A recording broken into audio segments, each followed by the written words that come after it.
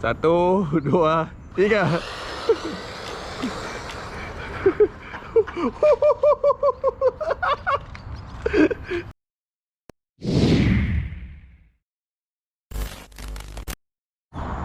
Okay guys, disebabkan lockdown, tak boleh buat apa, nak buat review motor semua tak boleh.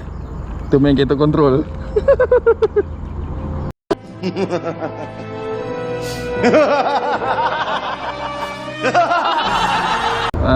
Model ni macam model pertengahan lah, antara toy dengan hobby grade.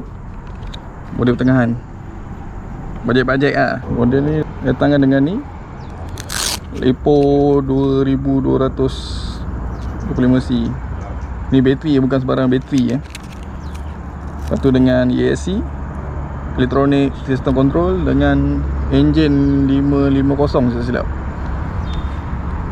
Kat ini metal, power metal, exhaust metal, banyak metal lah. Okay, tak ada apa, kita try lah, jom. Baik.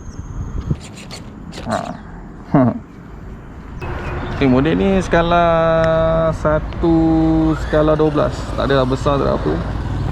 Jadi yang berada ni main skala 18 silap. Ada ni. Boleh lah bajet-bajet.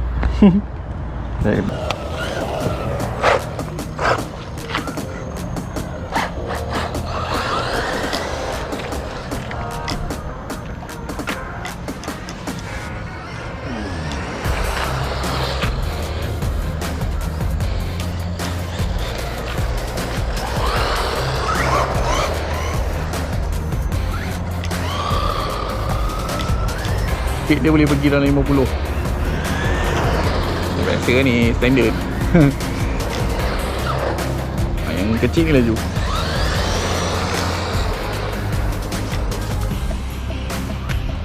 Woi.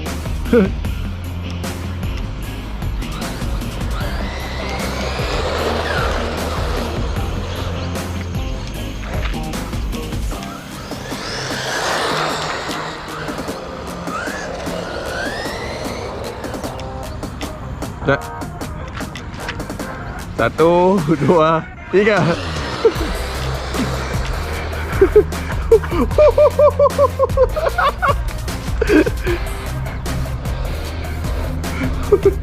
Terbalik kan. Lagi. Satu, dua, tiga.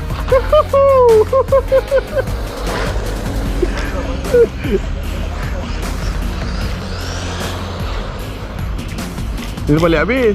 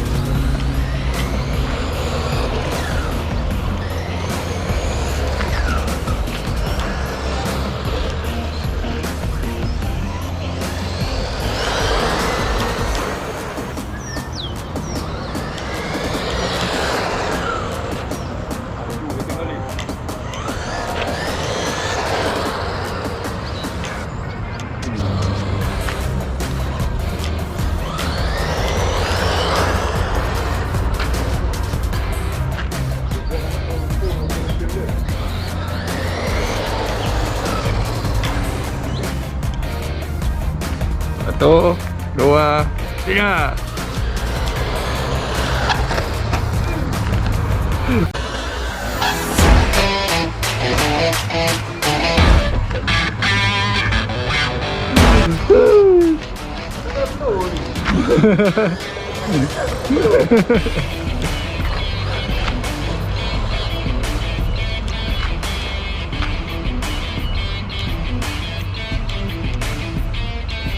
Satu, dua, tiga. Satu, dua, tiga. Nah, inilah betul-betul ni. Tapi kalau poli datang mampu.